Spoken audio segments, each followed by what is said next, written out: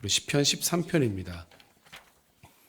사도행전 22장부터 24장입니다.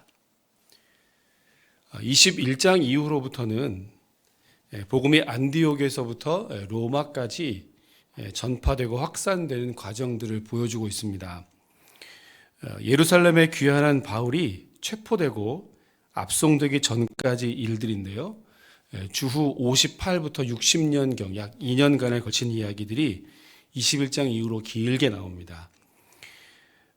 앞부분에 비해서 어떤 사건이나 어떤 그 교회가 전파되는 과정의 어떤 이야기들을 하지는 않고 있습니다만, 바울이 유대인들에게 붙들리게 되죠.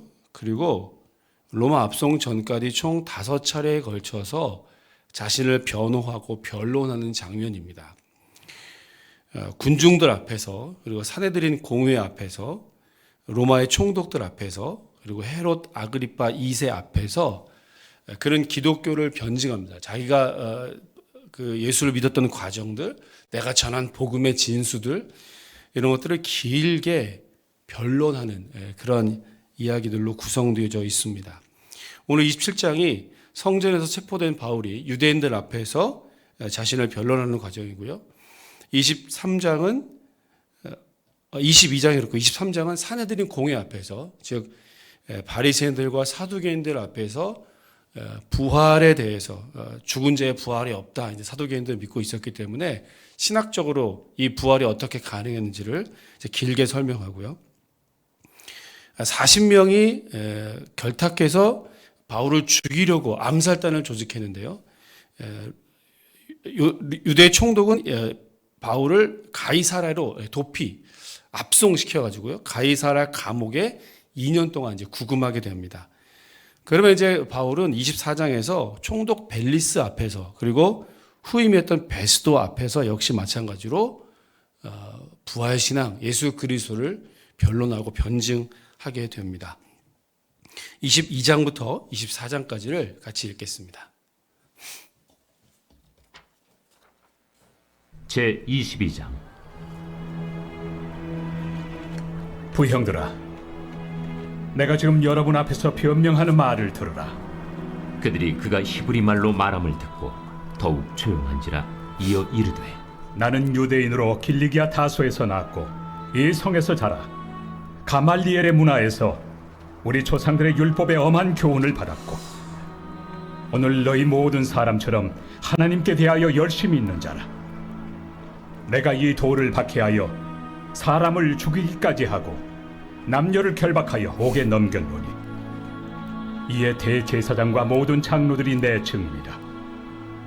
또 내가 그들에게서 다메섹 형제들에게 가는 공문을 받아가지고 거기 있는 자들도 결박하여 예루살렘으로 끌어다가 형벌받게 하려고 가더니, 가는 중 다메섹에 가까이 갔을 때 오정쯤 되어 호련히 하늘로부터 큰 빛이 나를 둘러 비치매 내가 땅에 엎드러져 들으니 소리 있어 이르되, 사울아 사울아, 내가 왜 나를 박해하느냐 하시거늘, 내가 대답하되 주님 누구시니까 하니 이르시되, 나는 내가 박해하는 나사렛 예수라 하시더라.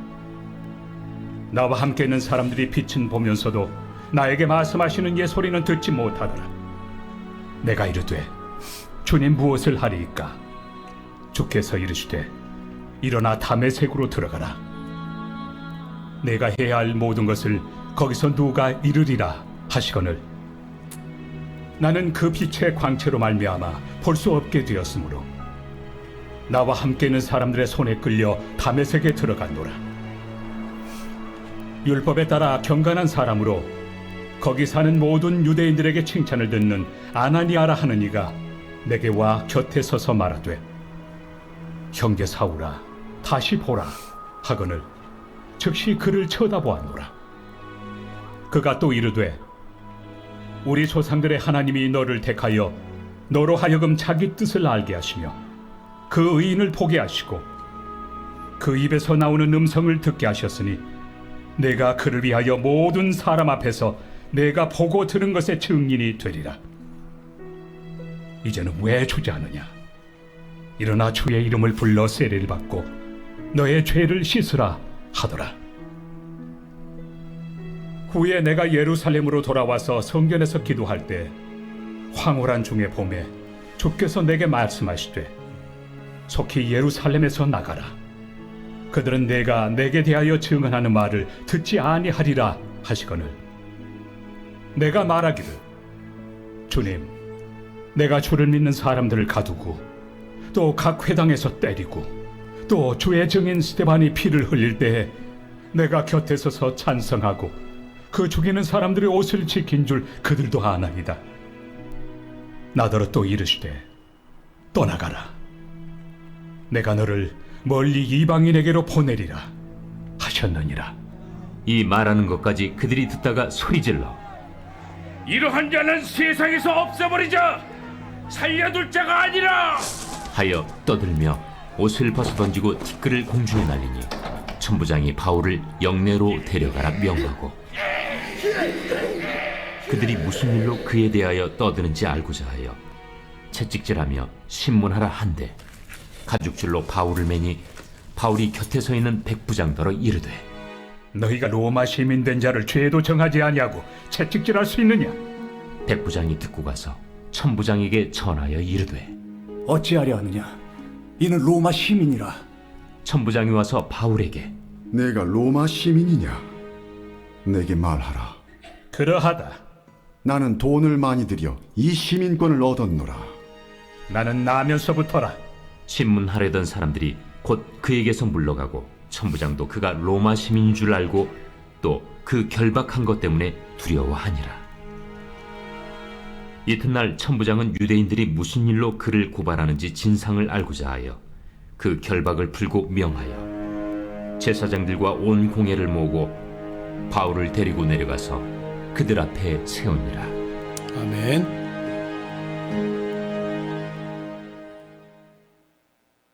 제23장 바울이 공회를 주목하여 이르되 여러분 형제들아, 오늘까지 나는 범사에 양심을 따라 하나님을 섬겼노라. 대제사장 아나니아가 바울 곁에 서 있는 사람들에게 그 입을 치라 명하니 회칠한 담이여, 하나님이 너를 치시리로다. 내가 나를 율법대로 심판한다고 앉아서 율법을 어기고 나를 치라 하느냐? 곁에 선 사람들이 말하되 하나님의 대제사장을 네가 욕하느냐? 형제들아, 나는 그가 대제사장인 줄 알지 못하였노라. 기록하였으되 너의 백성의 관리를 비방하지 말라 하였느니라. 바울이 그중 일부는 사두개인이요 다른 일부는 바리새인인 줄 알고 공회에서 외쳐 이르되 여러분 형제들아, 나는 바리새인이요 또 바리새인의 아들이라. 죽은 자의 소망 곧 부활로 말미암아 내가 신문을 받노라. 그 말을 한즉 바리새인과 사두개인 사이에 다툼이 생겨 무리가 나누어지니 이는 사두개인은 부활도 없고 천사도 없고 영도 없다 하고 바리새인은 다 있다 함이라. 크게 떠들세 바리새인 편에서 몇 서기관이 일어나 다투어 이르되 우리가 이 사람을 보니 악한 것이 없도다. 혹 영이나 혹 천사가 그에게 말하였으면 어찌하겠느냐? 큰 분쟁이 생기니 천부장은 바울이 그들에게 찢겨질까 하여 군인을 명하여 내려가 무리 가운데서 빼앗아 가지고 영내로 들어가라 하니라. 그날 밤에 주께서 바울 곁에 서서 이르시되 담대하라. 네가 예루살렘에서 나의 일을 증언한 것 같이 로마에서도 증언하여야 하리라. 날이 새매 유대인들이 당을 지어 맹세하되 바울을 죽이기 전에는 먹지도 아니하고 마시지도 아니하겠다 하고 이같이 동맹한 자가 40여 명이더라. 대제사장들과 장로들에게 가서 말하되 우리가 바울을 죽이기 전에는 아무것도 먹지 않기로 굳게 맹세하였으니 이제 너희는 그의 사실을 더 자세히 물어보려는 척하면서 공회와 함께 천부장에게 청하여 바울을 너희에게로 데리고 내려오게 하라. 우리는 그가 가까이 오기 전에 죽이기로 준비하였노라. 바울의 생질이 그들이 매복하여 있다 함을 듣고 와서 영내에 들어가 바울에게 알린지라. 바울이 한 백부장을 청하여 이르되 이 청년을 천부장에게로 인도하라. 그에게 무슨 할 말이 있다. 천부장에게로 데리고 가서 죄수 바울이 나를 불러 이 청년이 당신께 할 말이 있다 하여 데리고 가기를 청하더이다. 천부장이 그의 손을 잡고 물러가서 조용히 묻되 내게 할 말이 무엇이냐? 유대인들이 공모하기를 그들이 바울에 대하여 더 자세한 것을 묻기 위함이라 하고 내일 그를 데리고 공회로 내려오기를 당신께 청하자 하였으니 당신은 그들의 청함을 따르지 마옵소서. 그들 중에서 바울을 죽이기 전에는 먹지도 않고 마시지도 않기로 맹세한 자 40여 명이 그를 죽이려고 숨어서 지금 다 준비하고 당신의 허락만 기다리나이다. 이에 천부장이 청년을 보내며 경계하되 이 일을 내게 알렸다고 아무에게도 이르지 말라. 백부장 둘을 불러 이르되 함 제3시에 가이사랴까지 갈 보병 200명과 기병 70명과 창병 200명을 준비하라. 또 바울을 태워 총독 벨릭스에게로 무사히 보내기 위하여 짐승을 준비하라 명하며 또 이 아래와 같이 편지하니 일렀으되 글라우디오 루시아는 총독 벨릭스가 갖게 문안하나이다. 이 사람이 유대인들에게 잡혀 죽게 된 것을 내가 로마 사람인 줄 들어 알고 군대를 거느리고 가서 구원하여다가 유대인들이 무슨 일로 그를 고발하는지 알고자 하여 그들의 공회로 데리고 내려갔더니 고발하는 것이 그들의 율법 문제에 관한 것뿐이요 한 가지도 죽이거나 결박할 사유가 없음을 발견하였나이다. 그러나 이 사람을 해하려는 간계가 있다고 누가 내게 알려주기로 곧 당신께로 보내며 또 고발하는 사람들도 당신 앞에서 그에 대하여 말하라 하였나이다. 보병이 명을 받은 대로 밤에 바울을 데리고 안디바드리에 이르러 이튿날 기병으로 바울을 호송하게 하고 영내로 돌아가니라. 그들이 가이사랴에 들어가서 편지를 총독에게 드리고 바울을 그 앞에 세우니 총독이 읽고 바울더러 어느 영지 사람이냐 물어 길리기아 사람인 줄 알고 이르되 너를 고발하는 사람들이 오거든 네 말을 들으리라 하고 헤롯 궁에 그를 지키라 명하니라. 아멘.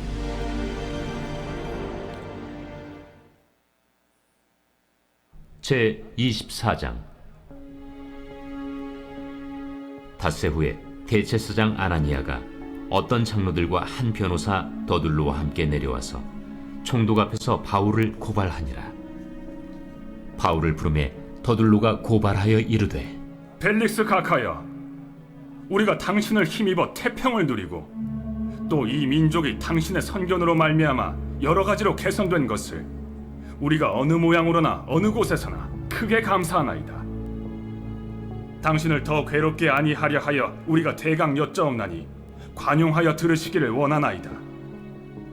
우리가 보니 이 사람은 전염병 같은 자라. 천하에 흩어진 유대인을 다 소유하게 하는 자요 나사렛 이단의 우두머리라. 그가 또 성전을 더럽게 하려 함으로 우리가 잡았사오니 당신이 친히 그를 신문하시면 우리가 고발하는 이 모든 일을 아실 수 있나이다. 유대인들도 이에 참가하여 이 말이 옳다 주장하니라. 총독이 바울에게 머리로 표시하여 말하라 하니 그가 대답하되 당신이 여러 해 전부터 이 민족의 재판장 된 것을 내가 알고 내 사건에 대하여 기꺼이 변명하나이다. 당신이 아실 수 있는 바와 같이 내가 예루살렘에 예비하러 올라간 지 10이틀밖에 안 되었고 그들은 내가 성전에서 누구와 변론하는 것이나 회당 또는 시중에서 무리를 소동하게 하는 것을 보지 못하였으니 이제 나를 고발하는 모든 일에 대하여 그들이 능히 당신 앞에 내세울 것이 없나이다. 그러나 이것을 당신께 고백하리이다. 나는 그들이 이단이라 하는 도를 따라 조상의 하나님을 섬기고 율법과 선지자들의 글에 기록된 것을 다 믿으며 그들이 기다리는 바 하나님께 향한 소망을 나도 가졌으니 곧 의인과 악인의 부활이 있으리라 함이니이다. 이것으로 말미암아 나도 하나님과 사람에 대하여 항상 양심의 거리낌이 없기를 힘쓰나이다. 여러 해 만에 내가 내 민족을 구제할 것과 죄물을 가지고 와서 드리는 중에 내가 결례를 행하였고 모임도 없고 소동도 없이 성전에 있는 것을 그들이 보았나이다. 그러나 아시아로부터 온 어떤 유대인들이 있었으니 그들이 만일 나를 반대할 사건이 있으면 마땅히 당신 앞에 와서 고발하였을 것이요 그렇지 않으면 이 사람들이 내가 공회 앞에 섰을 때 무슨 옳지 않은 것을 보았는가 말하라 하소서. 오직 내가 그들 가운데 서서 외치기를 내가 죽은 자의 부활에 대하여 오늘 너희 앞에 신문을 받는다고 한 이 한 소리만 있을 따름이니이다. 벨릭스가 이 도에 관한 것을 더 자세히 아는 고로 연기하여 이르되 천부장 루시아가 내려오거든 너희 일을 처결하리라. 백부장에게 명하여 바울을 지키되 자유를 주고 그의 친구들이 그를 돌보아 주는 것을 금하지 말라 하니라. 수일 후에 벨릭스가 그 안에 유대 여자 두루실라와 함께 와서 바울을 불러 그리스도 예수 믿는 도를 듣거늘 바울이 의와 절제와 장차 오는 심판을 강론하니 벨릭스가 두려워하여 대답하되 지금은 가라. 내가 틈이 있으면 너를 부르리라. 동시에 또 바울에게서 돈을 받을까 바라는 고로 더 자주 불러 같이 이야기하더라. 이태가 지난 후 보르기오 베스도가 벨릭스의 소임을 이어받으니 벨릭스가 유대인의 마음을 얻고자 하여 바울을 구리하여 두니라. 아멘.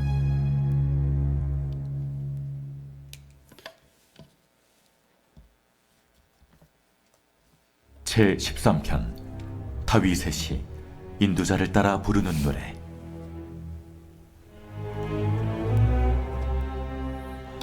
여호와여, 어느 때까지니이까? 나를 영원히 잊으시나이까?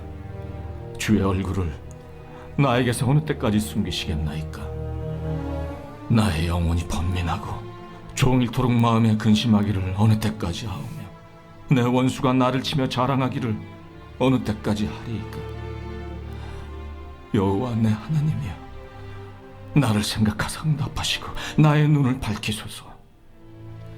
두렵건대 내가 사망의 잠을 잘까 하오며 두렵건대 나의 원수가 이르기를 내가 그를 이겼다 할까 하오며 내가 흔들릴 때 나의 대적들이 기뻐할까 하나이다. 나는 오직 주의 사랑을 의지하여 싸우니 나의 마음은 주의 구원을 기뻐하리이다. 내가 여호와를 찬송하리니 이는 주께서 내게 은덕을 베푸심이로다. 아멘. 어떤 사건이나 뭐 이런 것들이 나오는 게 아니라 계속 법정에 서 있는 바울의 모습을 우리가 함께 읽었습니다. 법정 드라마 한 장면 같은 그런 모습입니다. 예수님도 십자가형을 당하시기 전에 군중들에게 이끌리고 빌라도 또 헤롯 사내들인 공회 앞에서 계속해서 재판을 받으시지 않습니까? 그 과정에서 예수님은 크게 자신을 항변하거나 뭔가를 변론하거나 변호하진 않았습니다. 그런데 바울은 전혀 다른 모습이죠. 바울은 이 모든 과정에서 자기 자신을 철저하게 변호합니다. 그리고 자기가 가지고 있었던 로마 시민권을 또 이용하게 됩니다. 뭐 이걸 이용해서 자기가 뭐 어떤 이득을 얻고자 하는 것이 아니고요. 자연스럽게 로마로 가고 가이사 앞에 황제 앞에 로마의 황제 앞에서 서기 위해서 그는 자신의 이 시민권을 적극 활용하죠.